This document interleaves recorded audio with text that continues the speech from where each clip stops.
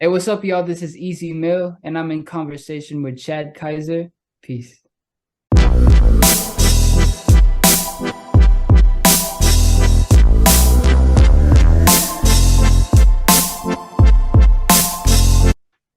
Hey, what's up, everybody? Welcome to Conversations with Chad. I'm your host, Chad Kiser, and we're sitting down with the newest signee to the Eminem and Dr. Dre Shady Aftermath Empire, Mr. Easy Mill. What's good with you, Easy? Nice to meet you, Sir Chad. Thank you for having me so much. Yes, sir. So let's talk about your early career first. Who were some of your inspirations, and when did you decide that that music is what you wanted to pursue? Um, I would say Eminem, Kendrick Lamar, and ASAP Rocky, and I would say also Hobson because I would say more on the artist side on like those first three I mentioned, and then like Hobson and Tech Nine as well in terms of like the business and being like solo independent, you know. So Hmm. I was like gearing towards having the artistry of those three and like the business aspect of having my own undercover prodigy or strange music as well, trying to build it up like that. As a Filipino artist, tell me about some of your peaks and valleys that you've experienced and what, if any, obstacles you've had to overcome. Oh, right. Peaks and valleys. I would say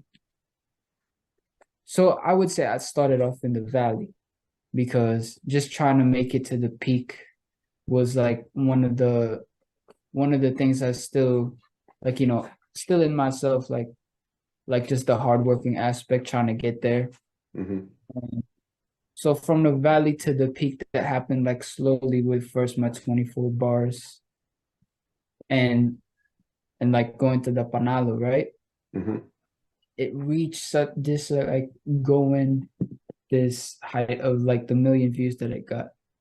And then with that happening, with just one of my songs, like not necessarily saying it didn't expect it, but had a feeling, and then it did happen. Like one of the that peak also came a real another valley as well in my mind, like the doubt.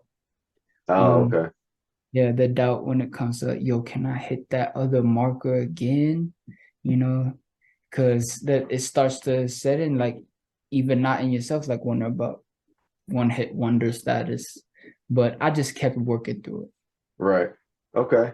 Now, speaking of Panalo, tell me about that record, that song, and putting it together, and then the subsequent impact that it had on your career once it went viral. Oh, the creation of that, I would say, because this was like also when I just got to LA from Hmm. Seattle entering the States. So I just had got here. So I was looking for jobs and like, and that's what I would spend my time on in the room. And one of the things I was creating was that one because I wanted to make a song like for Pacquiao. And that's when my Okay. mom gave me the idea, like you could use like our folk songs in the Philippines. Hmm. And she actually said this other one, but I chose the another one called Cariñosa. So that's what Panalo Trap Cariñosa. And Okay. I remixed that. And I had already made the hook in Cali back then. And when we got here in Vegas, I finished the whole thing, whoop wop whoop. And then when we got put on for the Wish bus to get it on, I don't know. I had a feeling. It's just like this feeling when I was about to perform it, like this is weird, Right. And then it all just went down. Yeah, I'm just happy to be in the position I am today Yeah, because no doubt. Kickstarter, and then I just kept it going. Well, is there anything about the music business or the music industry that has surprised you along the way? Ooh, good question. Good question. Mm, I would say the amount of hard work that has to go in to creating all of the art that we see and hear and so love from all of these years. And But also with that comes with the fact that the parallel amount of fake people Mm, as well, that like they just don't qualify or what they say they are, and they right. keep trying to latch on to things. And it just exists when like that bittersweet. So because it just comes down to like life in itself, it's always not going to be fair. Yep. It's not always going to be like going to your side. And that's why like also it led to the inspiration of the song I had with Realest, Hmm. because there's so many fake people, bro, and we just felt like calling them out. Yeah, I understand. So speaking on the realist,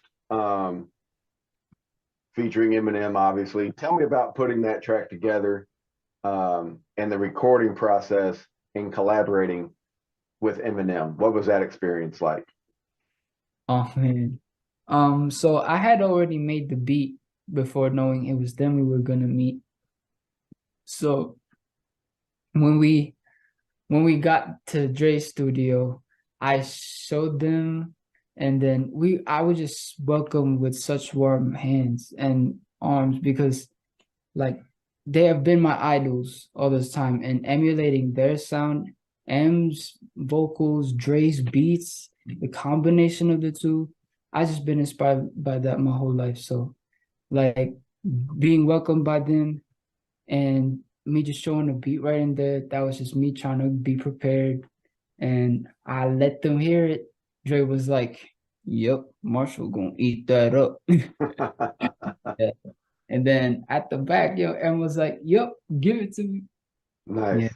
Yeah, it's the like lives in my head, that moment right Yeah. Yeah, that's what's up. So when you first met them, what was the first thing they said to you? Okay, so Dre, right? Dre sitting on the lobby of his studio, like on the couch outside of it. And we Hmm. had just walked down the stairs because it's a basement studio. So I was peeking like this, and my mom and my girl already went in. And then when I finally came in, he stood up, bro, like and he just was like, "Hey, superstar." Those were his first words to me, man. Nice. Bro.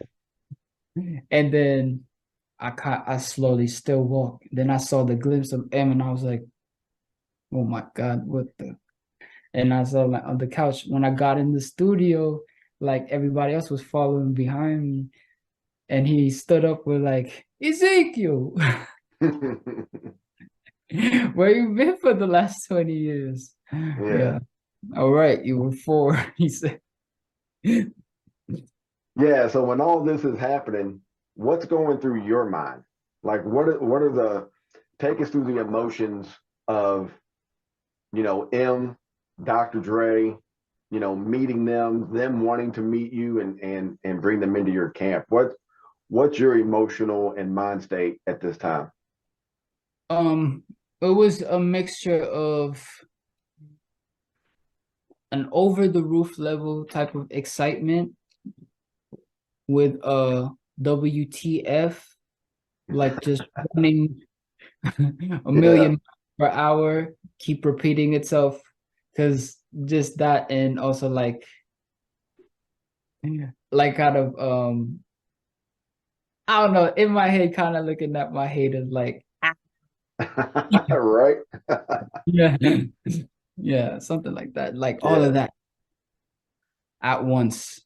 Walk me through the actual events that led up to you linking up with Eminem and Dr. Dre, and then subsequently signing to Shady Aftermath.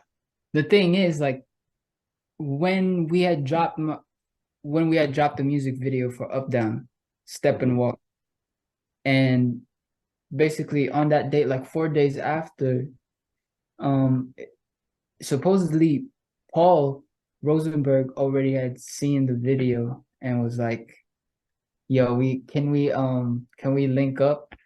But we kind of thought it was a joke, like the email, because it was a little too like a little too casual of an email. Okay. Like the homie sent an email, something like that, you know. Okay. And then we brushed it off like, nah, it can't be real. And then our people at Virgin was like, yo, this serious. And basically that's also like how we met up. And then what they said as to what led up to them, like, wanting me in the camp was up down. And they said that M was just going through the wormhole, right? Hmm. And that's like how he found, like, he was scrolling through some artists, and then he said when he scrolled through up down, he was like, who the F is this? Like asking, and then yeah, that's how basically they went that. Nice, nice. Now you mentioned Up Down, and that's actually one of my favorite tracks that you've done. I love that song. Tell me about making that song and creating that track, and then obviously what that song has meant to you, not just then when you made it, but now seeing how that was instrumental in Eminem and Dre and Paul Rosenberg, bringing you in Yeah, funny story actually, like I made the beat at Costco. at Costco, Yep. the Yep. the store Costco. Yep. Because we was just shopping, like my girl's dad was over for like the month, we're just Hmm. gonna go shopping trip. And in there, like before getting to Costco, I was beatboxing this like because my sister was listening to One Shot, Two Shot, Everybody That by Eminem, like I think it was D12 from back then, and that Okay. just kind of in my head, and I was beatboxing to it all the time. And then I pulled up my phone when we got out the car and started shopping. So along the hallways of Costco, I was like this, like I was like making a beat, like listening like this. Okay. And then I kind of finished like a little bit of it, like inside Costco. Then when we got in the car back, finished shopping, I played it on the car. And then there was like, yeah, okay. And when we got home, I started recording. Nice. Now, so what are the next steps for Easy Mill as it pertains to Shady Aftermath? Like, are you guys actively working on new music together in the studio, or what's going on there? Stay tuned. All right. All right. Got you under lock and key with that one, huh? Yeah. Uh, well, how about this? Can you tell me what the studio sessions have been like in there with M, Dre, or any other producers you're working with in the Aftermath Shady Camp? Absolutely phenomenal, magical, amazing, fantabulous, what you name it. So the first one, definitely in Dre's studio. So just that, like playing some records for them and Hmm. us jamming out like that and having that was surreal, especially that one, like first meeting them. And then the other time it was just M. The second time it was just me and M, and that was in when we were working on Realest. So I'm still to this day like looking forward to more moments like that, definitely. Where do you see yourself in the next 3 years? Where do you Three. see Yeah, where do you see yourself doing in the next 3 years? Hmm. Hopefully working with more people in the three giants that I just got myself, like, in cahoots with. Right.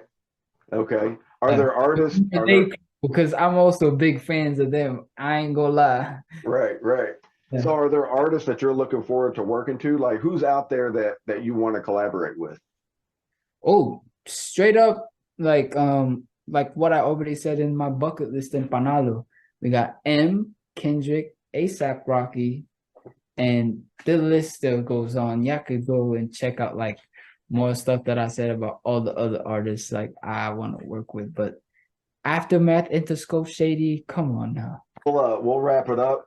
Um, Thank you very much for coming on. I appreciate you, man. Wish you Thank all the you success for in the having me. world. man, do your thing, make everybody proud, and man, you doing it. We'll be watching. Thank you so much. All right, man. Thank you. All right. Have a good day. You too.